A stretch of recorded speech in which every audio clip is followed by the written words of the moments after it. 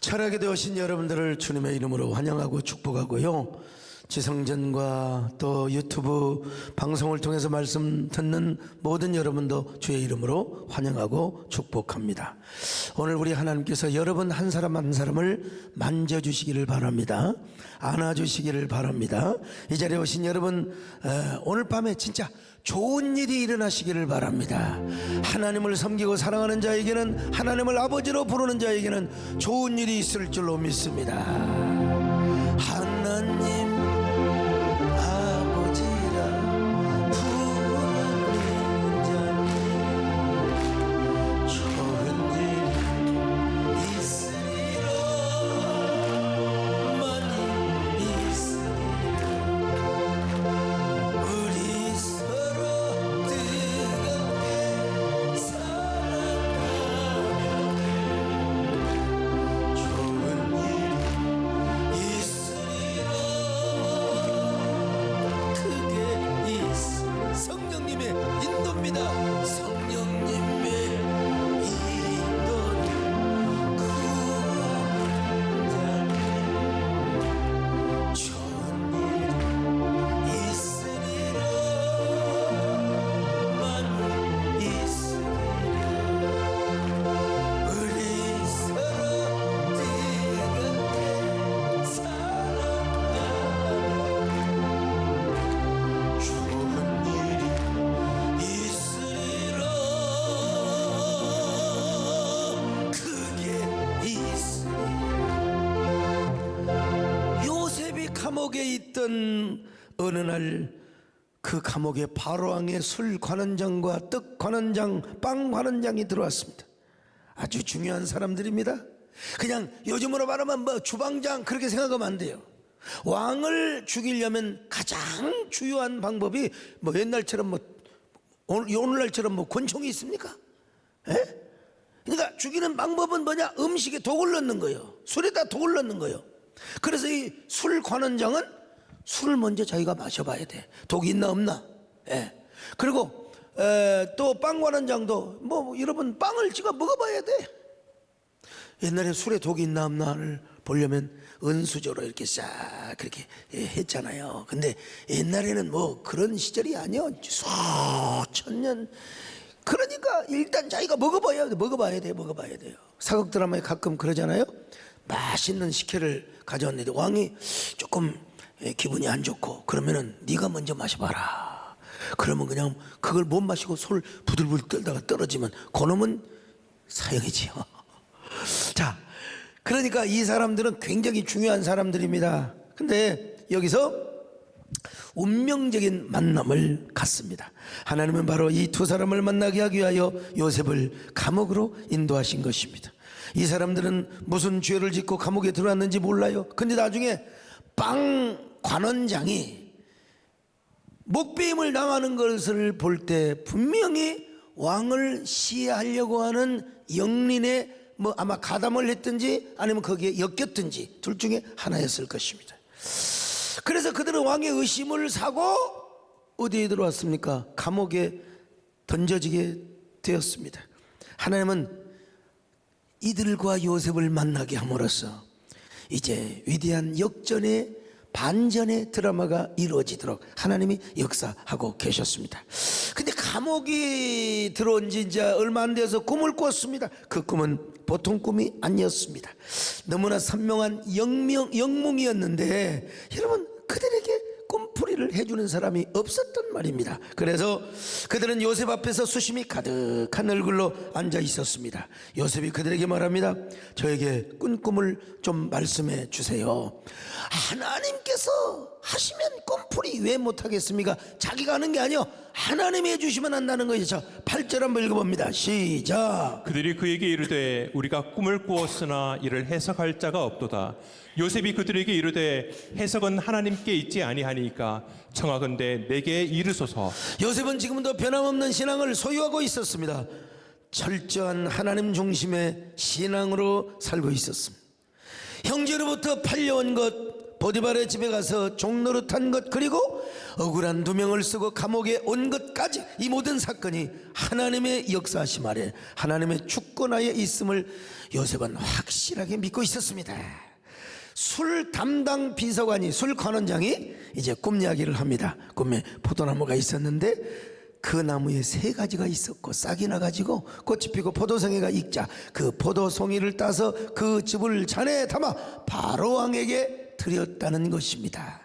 자, 9절로 11절 한번 볼까요? 시작. 술 맡은 관원장이 그의 꿈을 요셉에게 말하여 이르되 내가 꿈에 보니 내 앞에 포도나무가 있는데 그 나무에 3가지가 있고 싹이 나서 꽃이 피고 포도송이가 익었고 내 손에 바로의 잔이 있기로 내가 포도를 따서 그 즙을 바로의 잔에 짜서 그 잔을 바로의 손에 들였노라. 자, 해몽을 하는데 그 3가지는 3일을 상징하는 것이요, 그러니까 3일 내에 당신은 바로왕의 술 관원장으로 다시 복직이 될 것입니다.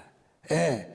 그런 다음에 뭐라고 이야기를 합니까? 술 장관님, 술 비서관님, 당신은 반드시 왕 앞에 나아가 영광스럽게 복직을 하게 될 텐데 그때 부디 나를 생각해서 나의 억울함을 좀 잘 왕에게 탄원하여 주시기를 바랍니다. 14절로 15절 시작. 당신이 잘 되시거든 나를 생각하고 내게 은혜를 베풀어서 내 사정을 바로에게 아뢰어 이 집에서 나를 건져 주소서. 나는 히브리 땅에서 끌려온 자요 여기서도 옥에 갇힐 일은 행하지 아니하였나이다. 자, 여러분요, 요셉의 꿈 해몽대로 3일째가 되던 날, 그날이 뭔 날이냐면 바로 왕의 생일날이었습니다. 그 생일잔치에서 술 담당 관원장은요 복직이 되었습니다. 요셉의 꿈이 정확하게, 요셉의 꿈 해몽이 정확하게 이루어졌습니다. 날짜 하나 틀리지 않고 이제 요셉은요, 이야 살았구나, 술 비서관이 나의 억울함을 바로왕에게 하소연만 해준다면 억울한 누명을 벗고 출세할 수 있는 길이 나에게는 활짝 열리게 될 것이다. 하나님 감사합니다. 하나님 이때를 위함이었습니까? 이때를 위함이란 말입니까? 술 관원장이 꿈풀이를 내가 해줌으로써 제 인생의 앞길이 트이게 해주시고 저를 이곳으로, 그래서 하나님은 저를 이곳으로 보내준 것이 아닙니까? 주야 감사합니다. 여러분 얼마나 요셉이가 감사했던지, 뭐 그 당시에 이런 노래도 없지만 감사의 노래를 불렀던 것입니다. 여러분 오늘 숨을 쉬는 것 감사, 나를 구원하신 것 감사, 내 뜻대로 안 돼도 주가 인도하신 것 모든 것 감사, 내게 주신 모든 것 감사, 때론 가져가신 도 감사, 내게 고난 주셔서 주뜻 알게 하신 이 영락없는 지금 요셉의 노래란 말이요, 주님 감사해요, 주님 감사해요, 주님 감사해요, 내가 여기까지 온 것도 은혜입니다. 주님 감사해요, 주님 감사해요, 나를 사랑하신 주 감사합니다.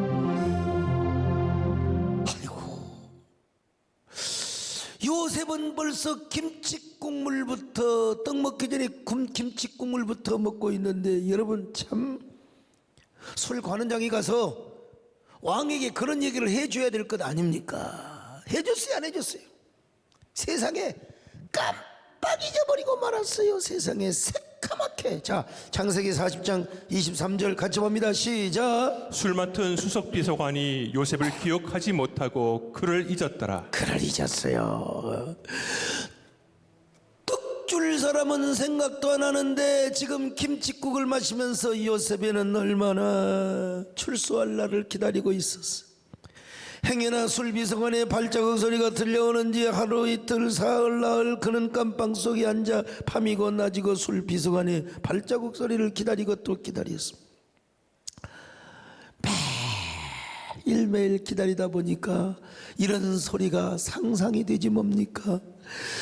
요새 술 관원장의 목소리와 발자국 소리가 숨가쁘게 들려옵니다. 요셉 기뻐하시.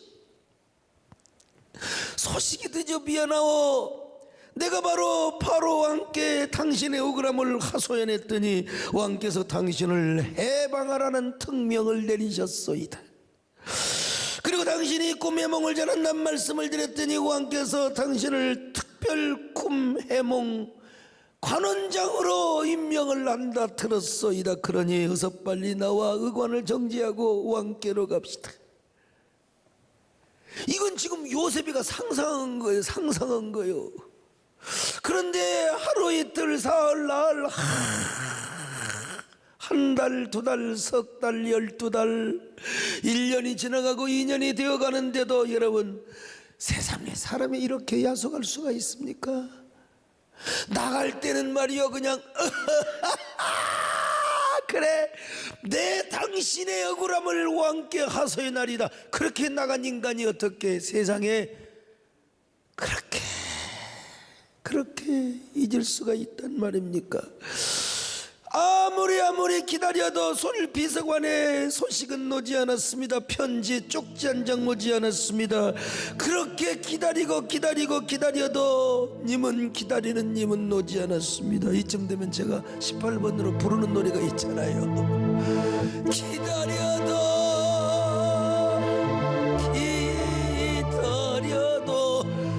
님 오지 않고 술관원장 오지 않고 바람소리 나뭇잎 소리가 나뭇잎 소리 눈물 흘렸네. 여러분 이럴 때 사람은 절망합니다. 절망해요. 세상에 사람이 어떻게 그럴 수 있어. 감옥 나가면서 그렇게 철통 같은 약속을 내놓고 요셉이 이렇게 한숨 짓고 있는 동안에 술 비서관의 머릿속에는 요셉이 잊혀진 존재가 돼버린 거예요. 얼마나 도대체 언제까지 나는 기다려야 한단 말인가. 왜 하나님은 술 비서관의 머릿속에 나를 기억시키지 않는단 말인가. 왜 하나님은 술 비서관의 마음을 감동시키지 않는단 말인가. 왜 나에게 쪽지 한 장도 건네주지 않는단 말인가. 요셉은 그렇게 감옥에서만 2년을 넘게 보내야 했습니다. 아마도 요셉에게 2년은요 20년보다도 더 길게 느껴졌을 것입니다. 감옥에서 애간장이 타도록 기다리는 삶을 살았겠지요. 너무나 억울한 세월. 누가 이 세월을 보상해 줘? 그 청춘, 다시 오지 않는 젊음의 날들.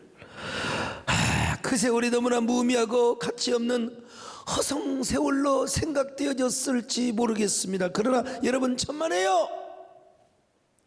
2년 동안 요셉을, 여러분 2년, 요즘 대학원도 2년 하잖아요. 거기는 정치대학원에 가서 정치학 박사학위 지금 공부를 하는 거나 마찬가지란 말이에요. 이 기간이 얼마나 소중한 시간인지 아세요? 이 기간이 얼마나 가치 있는 시간인 줄 아세요? 애굽의 총리 대신에 아무나 하는 줄 아십니까? 아무리 갖다 꽂아놓는다고 갑자기 뭐 총리 시켜준다고 갑자기 여러분 됩니까? 안 되죠. 애굽의 총리가 되는 그릇을 준비하는 연단의 시간이 필요했어요. 우리 하나님께는요. 애굽의 총리 대신은 아무나 되는 게 아닙니다. 적어도 보디발의 집에서 기본적인 정치 공부를 했다고 봐야 되고요. 감옥에서 그 정치범들과 함께 많은 대화를 하면서 하나님이 그들로 하여금 바로 정치 수업을 하도록 하신 것입니다. 오늘 우리도 마찬가지. 우리가 꽉 막힐 때가 있어요.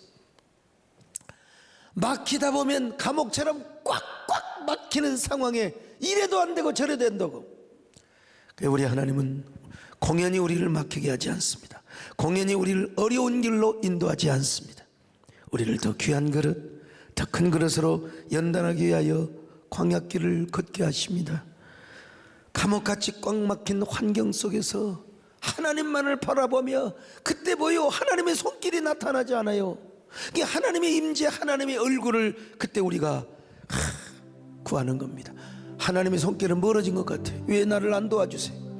하나님 왜 나를 이렇게 버리신 것 같아요? 그러나 아닙니다. 우리는 그럴수록 하나님의 얼굴을 봐야 됩니다. 정말 중요한 건 뭐냐? 하나님의 얼굴입니다. 아니, 하나님의 손길이 나타나서 나를 막 그냥 붙잡아 주시고 나의 삶을 완전히 바꿔주시면 얼마나 좋아요. 근데 아닌 것 같아. 그럴 때는 하나님의 손길보다, 하나님의 능력의 손길보다 뭐냐? 하나님의 임재, 하나님의 운행하심. 그게 뭡니까? 우리 인간적인 엔스로포모피즘으로 표현할 때는 하나님의 얼굴을 바라보는 것입니다. 하나님의 손길을 바라보지 말고 여러분 먼저 하나님의 얼굴을 구하시기를 바랍니다.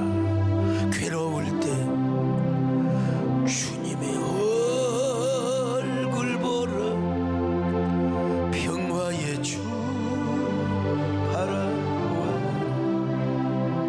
세상에서 시달린 친구들은 위로의 주 바라보아라. 눈을 들어 주를 보라. 내 모든 영 주께 맡겨라.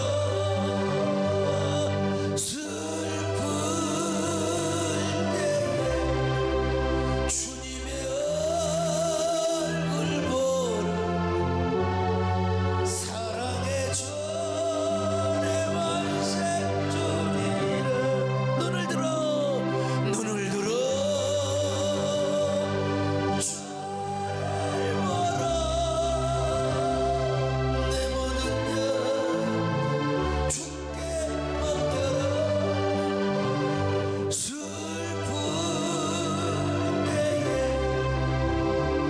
주님의 얼굴 보라. 사랑의 전 안식처리라. 만 2년이 흘렀습니다. 만 2년. 요셉이가 감옥에 갇힌 지 만 2년이 아니라 출소한 지 누가? 술비서관이.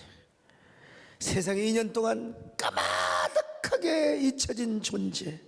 근데 그때 하나님께서 바로 왕으로 하여금 꿈을 꾸게 만들었어요. 그 꿈이 너무나 해괴하여, 내용은 뭡니까? 바로 왕이 하숫가에 서 있는데, 애굽의 강가지요. 하숫가에 아름답고 살찐 7 암소가 하수에서 올라와 갈밭에서 풀을 뜯어먹고 있는데, 조금 있다가 흉악하고 삐쩍 마른 7 암소가 하수에서 올라와 아름답고 살찐 7 암소를 잡아먹는 것입니다. 또 한 줄기에서 무성하고 충실한 7 이삭이 나오고, 그 다음에는 아주 약하고 바싹 마른 7 이삭이 나오더니 처음에 본 충실한 7 이삭을 다 삼켜버리고 말아. 이삭이 어떻게 삼키는지 꿈에서는 그렇게 되는 거예요. 바로는요, 이 꿈이 심상치 않게 느껴졌어요. 그래서 애굽에 내노라 하는, 요즘으로 말하면 뭐 역술인들, 무당들, 뭐 하여간 내노라 하는 술객들을 다 불러댔어요. 꿈 해몽 좀 해줘라. 그런데 하나님께서요, 그거 꿈 쉬운 겁니다 지금 사실. 근데 요 꿈을 못 풀게 만들어버려. 하나님이 요즘으로 말하면 이 무속인들, 하나님이 그냥 싹 점괘가 안 나오도록 하나님이 그냥 지혜를 덮어버리고 말았어요. 그러니까 이거 간단해요 사실요. 아이 7 이삭, 7 암소, 이거 7년이요. 아까 3가지는 3일을 상징했잖아요. 이게 조금만 지혜가 임하면 풀 수가 있는 꿈인 내용인데, 하나님이 요셉을 돋보이게 하려고. 저도요, 목회를 하면서 쭉 신앙생활을 해보면 하나님께서 나에게 빼앗아 주시는 은혜를 위하여 정말로 저가 아무것도 아닌데 저 같은 사람의 지혜를 돋보이도록 하기 위하여 남의 지혜를 막는 것을 봐서, 나보다 틀림없이 똑똑하고 나보다 훌륭한 사람인데 하나님은 요셉을 돋보이도록 하기 위하여 그 애굽의 술객들을 전부 다 지혜를 막아버렸어. 전부 다 꿈푸는 지혜, 그들 나름대로의 어떤 해몽의 어떤 비밀, 이걸 다 막아버리고 말았어요. 이것이 바로 하나님의 신비요, 하나님의 은혜가 아닙니까? 그래 바로 왕이 꿈을 해몽하지 못하니까 너무나 번민하고, 그때 그 그 모습을 누가 봤어요? 술 관원장이 본 거요. 그리고 그때 그 사람이 생각나요. 누구요? 요셉이가 생각나게 한 거야. 야, 요셉이는요, 그러니까 모든 타이밍, 절묘한 타이밍에 절묘한 장소에서 뜻밖의 하나님이 은혜를 주시는 하나님이신 줄을 우리는 믿어야 됩니다, 여러분. 하나님은, 사람은 우리를 잊을지 모르지만 하나님은 우리를 잊지 않으신다는 사실이야. 그러므로 인생을 살면서 어떤 문이 닫힌다고 해서 절대로 절망하지 마세요. 하나의 문이 닫히면 하나님께서 또 하나의 문을 열어주기 때문에 그렇습니다. 닫힌 문만 바라보고 있으면 여러분, 우리가 어떻게 사느냐 말이요. 새롭게 열릴 또 하나의 문이, 또 하나, 우리가 아무리 동굴로 들어갔다 할지라도 여러분, 우리가 터널로 나오는 꿈을 꾸면 되는 것입니다. 이 길이 마지막이라고 생각이 될 때에는요, 끝장나는 거요, 좌절할 수밖에 없어. 인생을 포기할 수밖에 없는 것입니다. 이때 하나님이 훈련시키는 게 뭐냐? 하나님의 얼굴을 바라보게 하는 겁니다. 하나님의 변함없는 하나님의 그 표정, 하나님의 손길은 나타나서 역사할 때가 있고 안 역사할 때도 있습니다. 여러분, 우리 하나님이 일부러 하나님의 손길이 멀리 느껴지도록 역사할 때도 있어요. 요셉이가 그때 얼마나 정치인들에게 정치 수업을 잘하고, 이제는 때가 되니까 뭘 합니까? 바로왕의 술 관원장이 요셉을 기억하게 하는 겁니다. 얼마나 기가 막힌 거예요. 오늘 여러분, 이 코로나 때문에 얼마나 많은, 나도 손해를 얼마나 많이 봤는데요. 그렇지만 우리가 한탄스러운 상황일수록 절대로 절망하지 말고, 문이 닫혔다고 해서 그 닫힌 문만 바라보지 마시고 또 하나의 열린 문을 생각하시기를 바랍니다. 하나님의 은혜를 더 사모하시기를 바랍니다. 이럴 때일수록 하나님의 얼굴을 바라보시기를 바랍니다. 하나님의 얼굴을 구하시기를 바랍니다. 아멘. 하나님 인정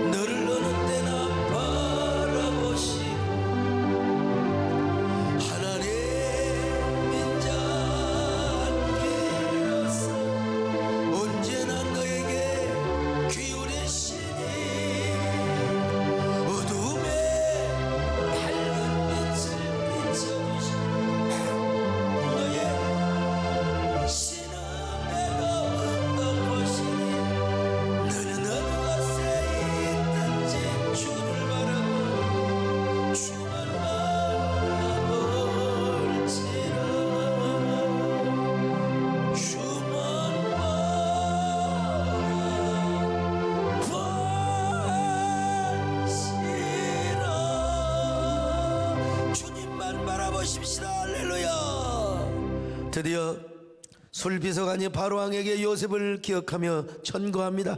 41장 9절로 13절입니다. 시작. 술 맡은 수석비서관이 바로에게 고하여 가로되 내가 오늘날 나의 허물을 추억하나이다.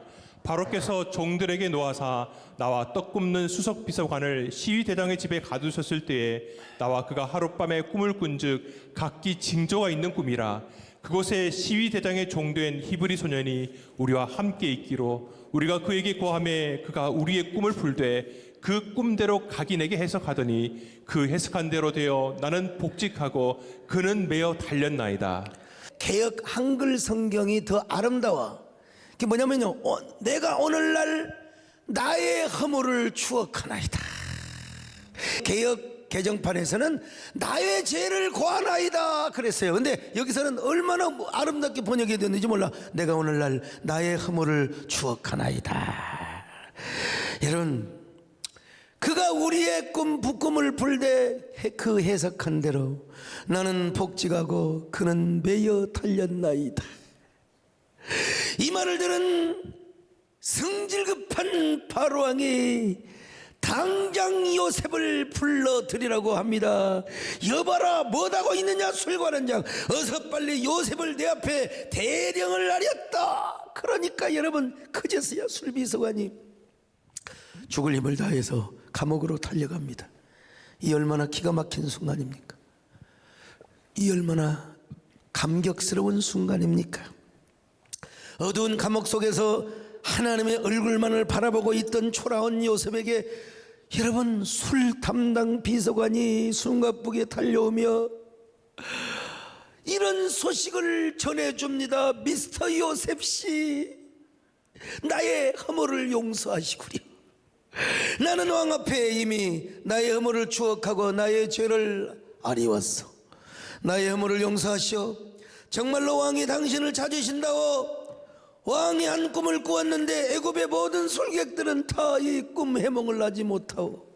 그러니 내가 당신 이야기를 했더니 왕께서 어서 빨리 당신을 데려오라고, 이제 진짜입니다. 의관을 정지하고 이제 왕 앞에 나아가십시다. 여러분, 이렇게 요셉은 이제 수염을 깎았어요. 면도를 하고 옷을 갈아입습니다. 그리고 바로왕 앞에 섰습니다. 생각해 보십시오. 여러분, 이게 남의 얘기라고 생각하지 말고 여러분이 내가 미스터 요셉이라고 생각을 한번 해보세요. 얼마나 숨막히는 순간입니까? 마침내 요셉이 바로왕 앞에 섰습니다. 이름이 요셉이라고 했던가.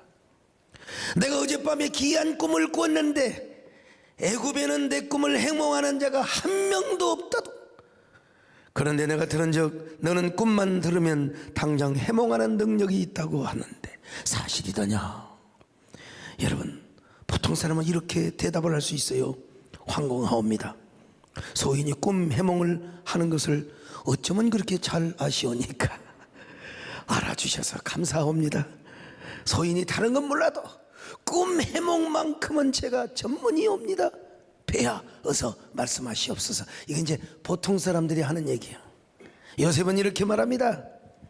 창세기 41장 16절 같이 봅니다. 시작. 요셉이 바로에게 대답하여 이르되 내가 아니라 하나님께서 바로에게 편안한 대답을 하시리이다.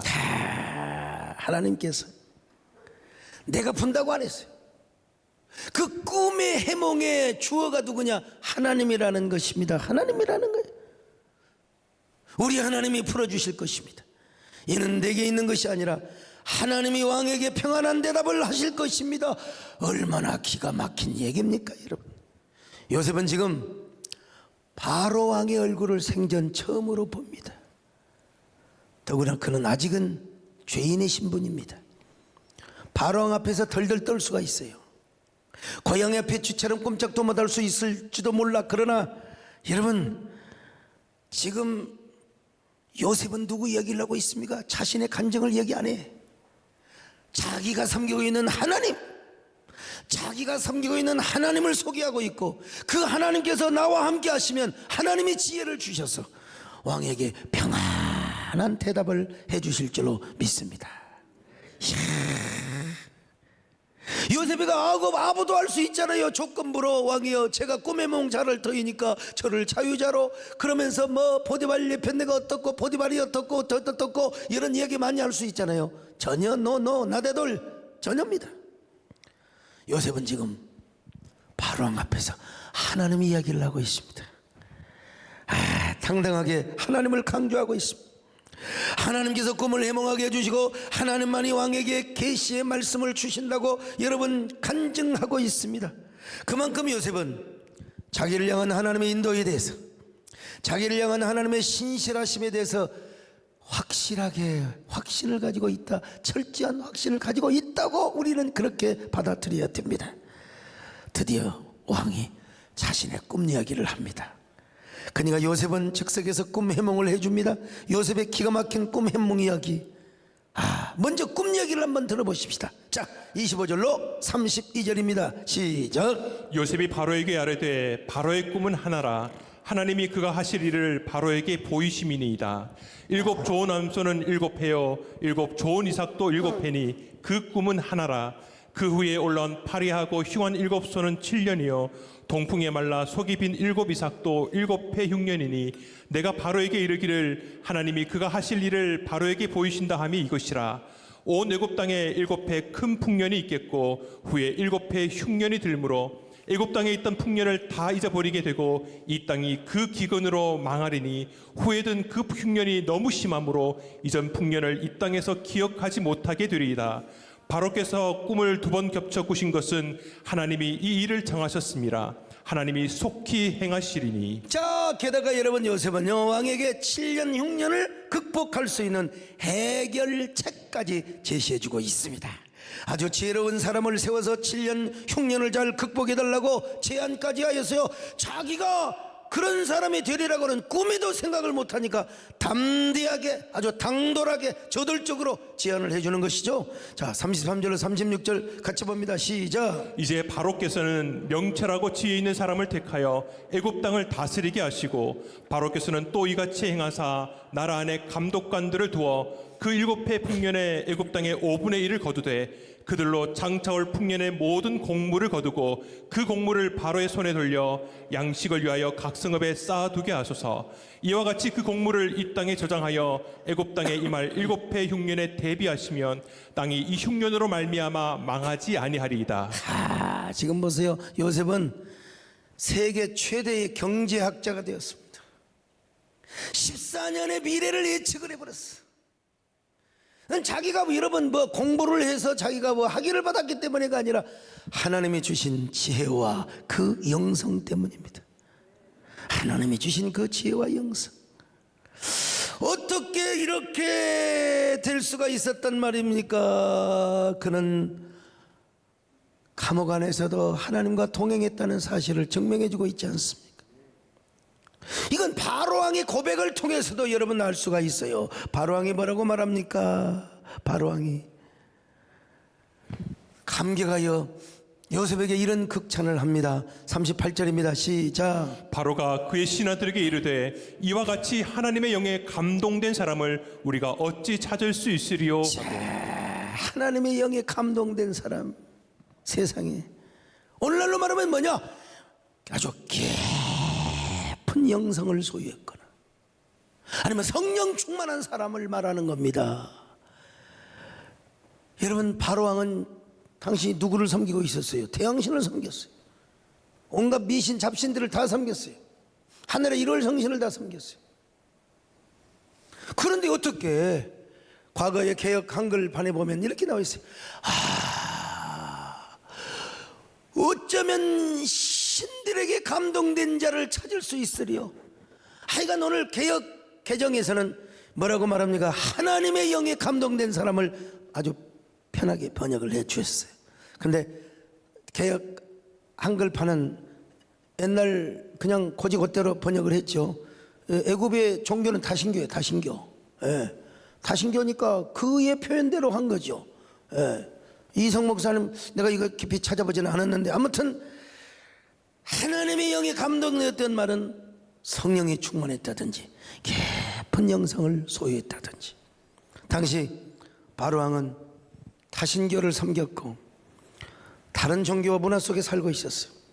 요셉은 여호와 하나님을 섬기는 사람이었어요. 바로왕은 특별히 태양신 이시스 여신을 섬기고 있었어요. 문화가 다르니 가치관이나 사고방식이 철저히 달랐습니다. 뿐만 아니라 바로왕은 태양신의 아들이라고 하는 신이나 마찬가지인 존재였어요. 태양신의 아들이니까 파라오 태양신의 아들이요. 그러니까 자기를 신이라고. 그런데 이런 바로왕의 요셉이를 극찬하고 있다 이 말입니다. 요셉 그대야말로 하나님의 영에 감동된 사람이네요. 그래요. 하나님의 영에 감동이 되었기에 세계적인 미래학자요 경제학자가 된 것이 아니겠소. 창세기 41장 39절 봅니다. 시작. 요셉에게 이르되 하나님이 이 모든 것을 내게 보이셨으니 너와 같이 명철하고 지혜 있는 자가 없도다. 너와 같이 명철하고 지혜 있는 자가 없도다. 과연 요셉에게는 하나님의 특별한 지혜와 명철이 있었습니다. 누구와 비교할 수 없는 선견지명의 영성, 포사이트.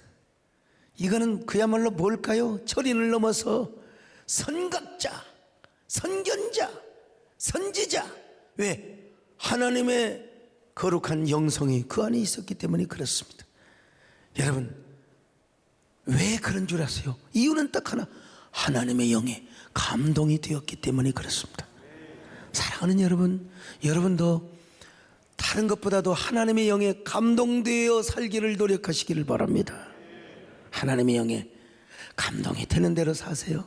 감동이 되는 대로 하나님께 헌신도 하고, 감동이 되는 대로 충성도 하고, 감동이 되는 대로 말하고, 감동이 되는 대로 하나님 앞에 행동하고. 여러분, 하나님의 영에 감동이 되었기 때문에 요셉은 세계적인 경제학자가 될 수 있었습니다. 뿌리 깊은 영성을 소유한 사람이었기 때문에 그는 바로의 꿈을 명쾌하게 해몽할 수 있었고, 바라왕 앞에서 당당하고 분명하게 미래의 경제 정책을 제시할 수 있었습니다. 오늘 우리도 마찬가지입니다. 우리에게 정말 중요한 것은 하나님의 감동, 하나님의 영에, 하나님의 신에 의해 감동되어 사는 삶이 우리에게 가장 중요한 재산이라는 사실을 아셔야 됩니다. 여러분, 하나님의 사람만이 하나님의 감동을 받습니다.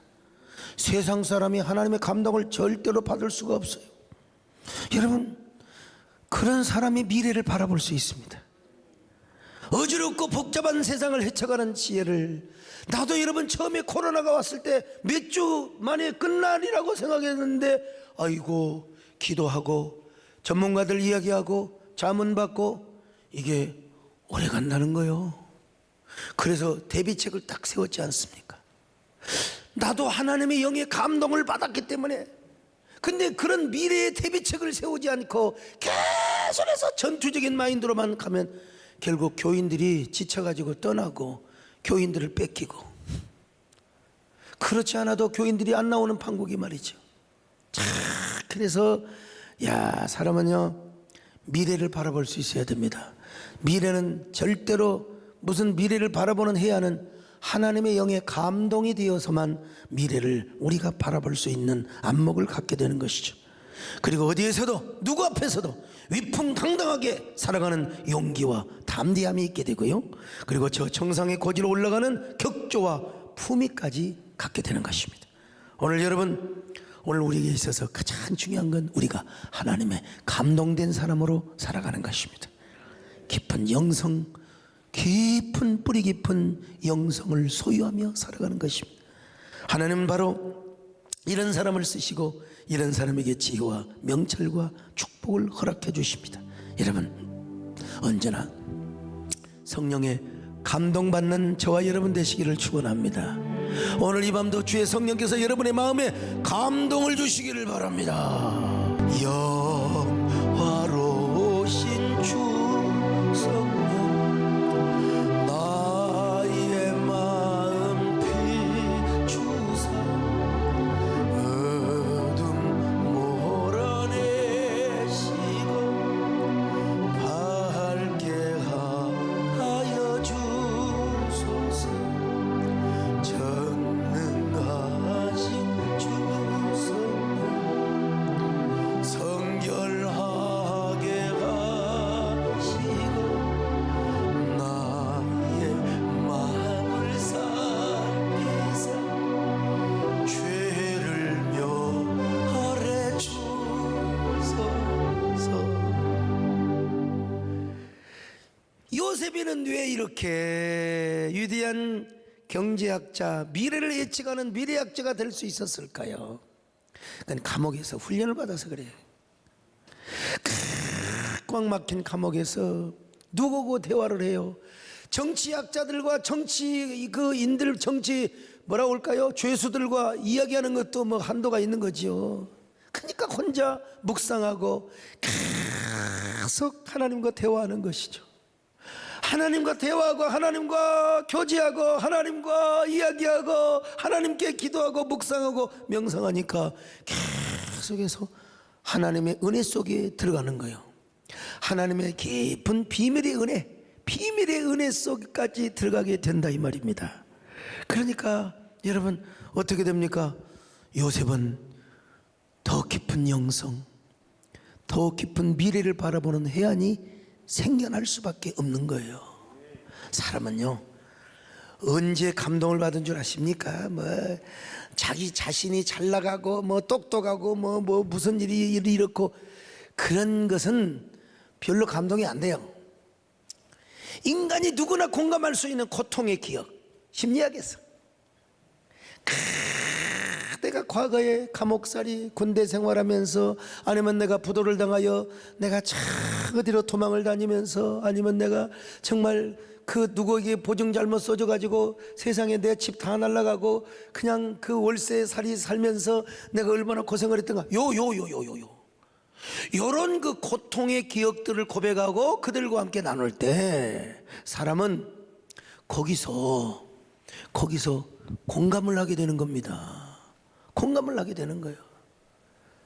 요셉이가 깊은 절망의 그 감옥에서 하나님을 만나니까 그러한 그 모든 하나님을 만남의 모든 그 경험과 체험이, 간증이 계속해서 축적이 되고, 그러니까 일종의 뭐가 돼요?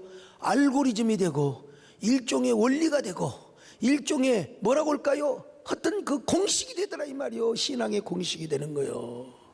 여러분도 정말 아무리 우리가 코로나 상황 속에서 긴 동굴 속에 들어가 있다 할지라도 여러분, 하나님께서 반드시 터널로 나오게 할 때가 있다는 걸, 그걸 미리서 바라볼 수 있기를 바랍니다. 그것을 희망할 수 있기를 바랍니다. 여러분, 오늘 우리도요, 요셉 같은 영성을 훈련시키기 위해서 우리의 삶을 저 벼랑 끝으로 인도할 때가 있습니다. 그러나 우리는 절대로 절망해서는 안 됩니다. 절대로 포기해서는 안 됩니다.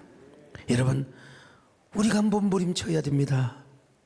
하나님의 깊은 영성을 소유하려고 노력해야 됩니다. 여러분, 그럴 때 우리가 마침내 날갯짓을 하며 역전 드라마를 창출하게 되는 위대한 드라마의 주인공이 되는 겁니다. 주여, 그러므로 항상 기도해야 됩니다. 나의 행실을 기억하지 마시고 언제나 나와 동행하여 주시기를 바랍니다.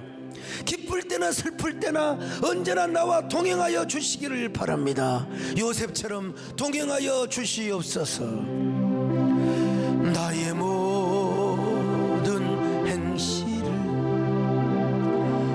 주여 기억마시고 바른 길로 인도하소서.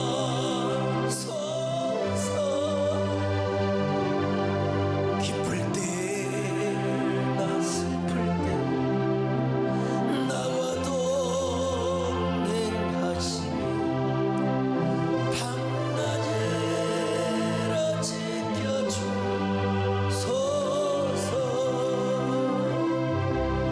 내 모든 형편을 다 기억하시고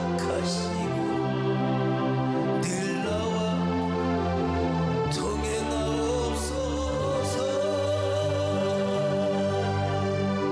나의 생명 주 앞에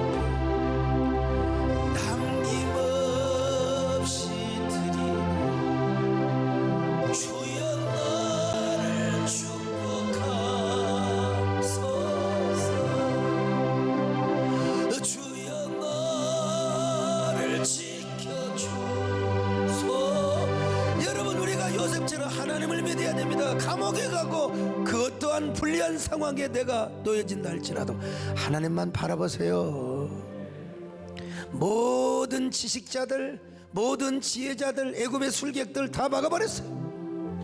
하나님이 다 꿈 해몽을 못하게 만든 거예요. 그리고 나를 등장하게 하고 나를 돋보이게 하는 거예요. 나는 이 하나님이 내 하나님을 믿습니다. 어쩌면 그렇게 하나님께서 참 모든 역사가 나를 위해서 돌아가는 것처럼, 나를 위해서. 여러분, 이거 또라이 고백이 아닙니다. 여러분도 이런 신앙생활, 이런 고백을 할 수 있기를 축원합니다. 여러분, 요셉도 저 칠흑 같은 감옥, 캄캄한 감옥이라는 벼랑 끝으로 떨어졌습니다. 그런데 그 벼랑 끝에서 마침내 황홀한 영성의 날갯짓을 하며 가슴 벅차게 날아오고 있는 자신을 어느새 발견하고 있는 것입니다. 요셉이가요, 낭떠러지, 실망의 절망의 낭떠러지에 떨어졌을 때 요셉은 참 인생의 날갯짓을 하면서 날아올랐거든요. 어떻게 요셉은 그렇게 역전의 삶을 살 수 있었을까? 그리고 그 역전은 어떻게 전개되었을까? 그건 다 시간이 가서 오늘 할 수는 없고 다음 시간을 기대하시기를 바랍니다마는, 오늘 우리도 주여 요셉처럼 날아가는 인생을 살게 하여 주시옵소서. 역전의 면류관을 쓰게 하여 주시옵소서. 저 벼랑 끝에서 역전의 주인공의 노래를 부르게 하여 주시옵소서. 역전의 면류관을 쓰게 하여 주시옵소서.